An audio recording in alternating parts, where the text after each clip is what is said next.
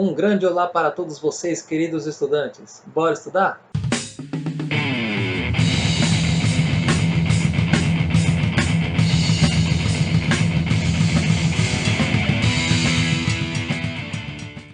Bom, continuando nossa aula sobre a Era Vargas, vamos para a parte final deste primeiro governo de Vargas, que é denominado como Estado Novo e que vai de 1937 até 1945. Vamos aos contextos desse novo período do governo de Vargas.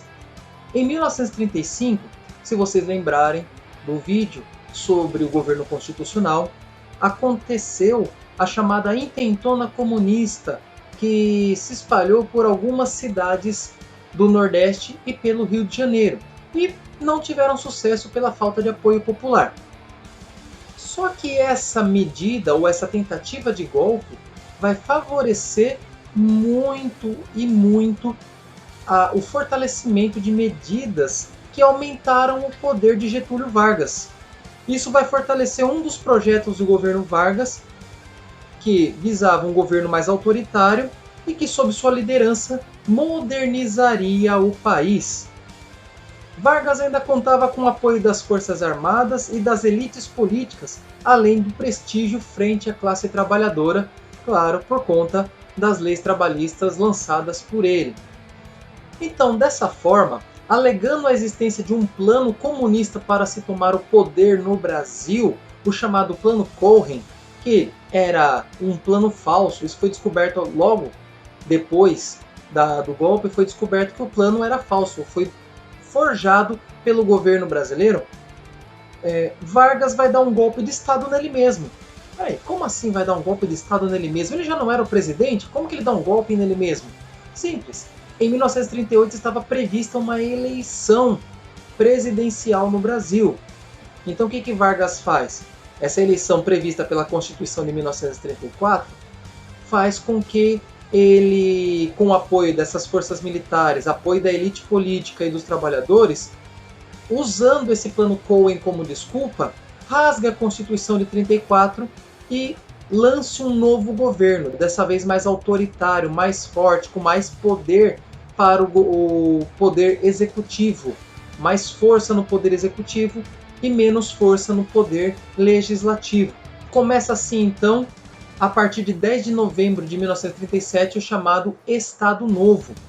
Dessa forma, as atividades políticas previstas para o início de 1938 foram suspensas, as eleições para presidente, deputados, vereadores, senadores, prefeitos e etc.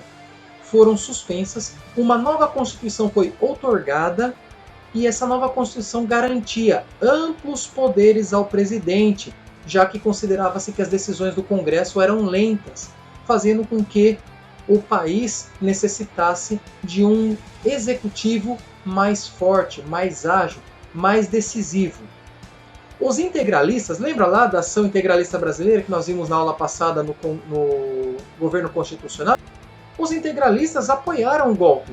Entretanto, eles não tiveram o retorno esperado de Getúlio Vargas para eles mesmos depois desse golpe. O que eles esperavam? Eles esperavam que Getúlio Vargas os beneficiasse com cargos, ministérios, e assim vai como nós conhecemos a nossa política. Só que isso não aconteceu. Então eles começam agora a agir contra Vargas. E após uma tentativa de assassinato de Vargas, em 11 de maio de 1938, também passaram a ser perseguidos pelo governo, presos, e alguns deles foram exilados ou se exilaram, como é o caso de Plínio Salgado, que foi se exilar em Portugal. Nesse período, então, conhecido como Estado Novo, é o período de maior desenvolvimento político, social e industrial do Brasil. Vai se criar o Departamento Administrativo de Serviços Públicos, o DASP, isso já em 1938, que visava fornecer melhorias para a máquina pública, fornecer assessoria técnica para o presidente e elaborar propostas orçamentárias. Uma grande mão na roda para o governo de Vargas. Em 1938 também surgiu o Departamento de Imprensa e Propaganda, o famoso DIP. A ideia do DIP era produzir e coordenar a propaganda política do Estado, censurar peças de teatro, filmes, rádios, obras literárias, jornais e atividades recreativas, e também era responsável pela distribuição de notícias, filmes, documentários e livros que enaltecessem Getúlio Vargas e o Estado Novo. Nesse período, a industrialização foi o principal alvo do governo de Vargas. Então, o que ele vai fazer? Ele vai incentivar essa industrialização com o objetivo de diversificar a economia brasileira e reduzir a dependência das importações. Com isso, ele impõe taxas alfandegárias sobre importados, diminui impostos para as indústrias brasileiras e passa a controlar o câmbio, ou seja, as variações dos valores das moedas, justamente para conseguir um apoio melhor para as atividades industriais no Brasil, fazendo com que o brasileiro dependesse cada vez menos dos produtos importados. É lógico que os industriais, que antes eram contrários a Vargas por causa daquelas leis trabalhistas e da obrigação do cumprimento dessas leis, vão passar agora a apoiar Getúlio Vargas. Olha como Vargas ia trabalhando o seu governo, fazendo com que aqueles que antes o detestavam, pelo menos, mesmo que não o ame, passe a apoiá-lo de certa forma, porque ele passou a auxiliá-los. Ele ajudou todas as camadas da população.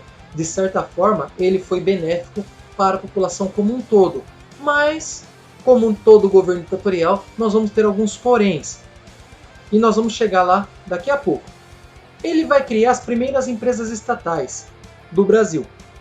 A Companhia Hidrelétrica de São Francisco, a Companhia Siderúrgica Nacional, a CSU, esta foi criada com um apoio estadunidense, já que em 1941 Getúlio Vargas deu uma certa liberada, deu um apoio para os Estados Unidos construírem ou instalarem bases militares ali na região do Rio Grande do Norte por conta da Segunda Guerra Mundial, e também forneceu borracha e minérios para o exército norte-americano. Isso fez com que eles pagassem uma boa quantia em dinheiro por esse auxílio, permitindo Vargas construir a CSN, a Companhia Siderúrgica Nacional. Ele também criou o Conselho Nacional de Proteção ao Índio, CNPI, que funcionou como um embrião para o nosso atual UNAI. Promoveu também a Marcha para o Oeste. Ele promoveu uma espécie de colonização da região oeste do Brasil, com o claro objetivo de incorporar as regiões dos atuais estados do Mato Grosso do Sul, Goiás e Tocantins à vida econômica do país. E em 1943 ele também vai funcionar de forma contundente para o surgimento do estado de Rondônia, criando o Território Federal do Guaporé, em 1943, com pedaços do que era Mato Grosso e do que era Amazonas. Também vai começar a fazer um alto incentivo à produção cultural. A cultura passa a ser um dos objetivos mais caros ao Getúlio Vargas. Como incentivo à cultura, então, ele conta com a participação de artistas intelectuais desenvolvendo projetos culturais. Criou-se órgãos e instituições como o Serviço do Patrimônio Histórico e Artístico Nacional, o ISFAM, hoje IFAM, que é o Instituto do Patrimônio Histórico e Artístico Nacional. Só mudou o S, trocando pelo I, o serviço pelo Instituto. O Museu Nacional de Belas Artes, o Museu Imperial, o Museu da Inconfidência e o Instituto Nacional do Livro, e assim também o primeiro Parque Nacional do Brasil, o Parque Nacional de Itatiaia. Em 1º de maio de 1943, a lei ou decreto-lei mais importante para a sociedade brasileira. Ele sanciona a CLT, Consolidação das Leis Trabalhistas, através do decreto-lei número 5.452. As leis trabalhistas já haviam sido lançadas logo no início do seu governo, ali nos anos 30. Entretanto, ele sanciona a consolidação das leis trabalhistas justamente para garantir que isso jamais poderia ser alterado, ou isso deveria ser cumprido. Agora, a parte da guerra. E o Brasil na guerra, como foi? Sabemos que o Brasil participou da Segunda Guerra Mundial com maior ênfase do que da Primeira Guerra. Para começar, até 1939, Getúlio Vargas tinha decidido se manter neutro em relação à guerra, ou em relação aos países nazifascistas. Só que em 1941, os Estados Unidos sofrem um ataque dos japoneses na sua base militar naval lá no Havaí, em Pearl Harbor. E eles vão agora começar a forçar o Brasil, de certa forma, a liberar a instalação de bases militares aqui, principalmente, ou focando, a parte mais próxima da África, que era o Rio Grande do Norte, já que era mais confortável para as forças aéreas e navais norte-americanas viajar para a África através do Brasil. Era mais econômico, gastava-se menos combustível. Então eles vão insistir que o Brasil libere uma parte ali do seu território para a instalação das bases. O Brasil, a princípio, vai negar por causa do apoio à Alemanha e à Itália, se não apoio bélico, pelo menos apoio econômico, comprando materiais e instrumentos de guerra daqueles países. Só que os Estados Unidos começam a forçar a barra. Então o que acontece? Ou você libera, ou eu invado. Então Getúlio Vargas conversa com o governo norte-americano, negocia com eles, permite a instalação dessas bases na região do atual estado do Rio Grande do Norte. Em troca, receberia um dinheiro, possibilitando a construção da CSN, a Siderúrgica Nacional, e com isso também passaria a ter treinamento militar e troca dos armamentos do Exército Brasileiro com o apoio dos Estados Unidos. Em 1942, o Brasil finalmente rompe suas relações comerciais e amistosas com os países do eixo e declara guerra à Alemanha e à Itália por conta de afundamento de navios brasileiros em território naval brasileiro por submarinos alemães. Com o apoio e treinamento dos Estados Unidos, em 1944, finalmente o Brasil envia homens para lutar na Itália, aproximadamente 25 mil soldados da Força Expedicionária Brasileira, a FEB. A Guerra Mundial foi importante. O Brasil vai voltar a fornecer borracha e minério de ferro para os países aliados, porque o Japão destruiu as plantações de seringueiras na região ocupada por eles ali na Ásia. Então a região da Indochina francesa, Indochina inglesa, onde havia cultivo de seringueiras e por conta disso uma borracha mais barata, devido a essa destruição, os aliados voltam seus olhos para o Brasil. É aí também que surge o famoso soldado da borracha e que vai vir para a região amazônica justamente para extrair borracha para os aliados. Por que soldado da borracha? Se você não vai para a guerra, ajude os aliados a vencer a guerra fornecendo o material que eles precisam. Então, Getúlio Vargas foi esperto também, dando o título de soldado da borracha, prometendo pagar grandes indenizações quando acabasse a guerra. Coisa que não vai acontecer de fato a curto prazo, porque Getúlio Vargas vai ser retirado do poder após o final da guerra. E é aí que nós chegamos, é aí que nós vamos terminar esse vídeo. Getúlio Vargas fez um excelente governo, vamos dizer assim, através do seu apoio à industrialização, um excelente governo através do seu apoio aos trabalhadores.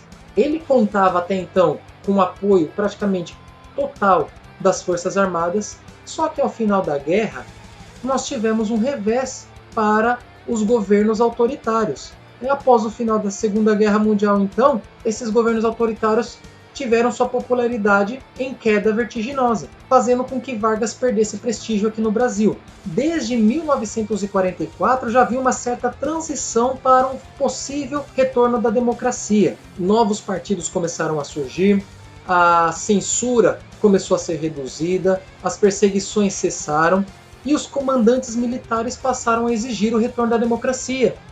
A democracia liberal, ou mesmo que não fosse liberal, mas a democracia de uma forma geral, começa a ter o seu prestígio de volta, começa a ter o seu prestígio em alta novamente. Mesmo assim, ainda vai haver um movimento em apoio a Vargas encabeçado pelos trabalhadores brasileiros. Você até pode imaginar por quê. Vargas cria a CLT, leis trabalhistas que favoreciam os trabalhadores, salário mínimo, carteira de trabalho. direito a férias, 13º, entre outros benefícios, imagine agora Getúlio Vargas sair, o medo que não fica para os trabalhadores de se perder todos esses direitos. Então os trabalhadores vão fazer um movimento e vão começar a colar nos muros, nos postes, em tudo quanto é lugar, cartazes com a frase "Nós queremos Getúlio Vargas". Por isso esse movimento fica conhecido como movimento querenista. Mesmo com esse apoio popular, Vargas não vai resistir. E em 29 de outubro de 45, um golpe liderado pela alta cúpula do exército vai retirar Vargas da presidência e entregá-la para o presidente do Supremo Tribunal Federal, José Linhares. E aí nós vamos para outro tema, nós vamos para outra videoaula futuramente. Espero que vocês tenham curtido, deixe seu like, se inscreva no canal, até o próximo vídeo, fiquem com Deus, abraços!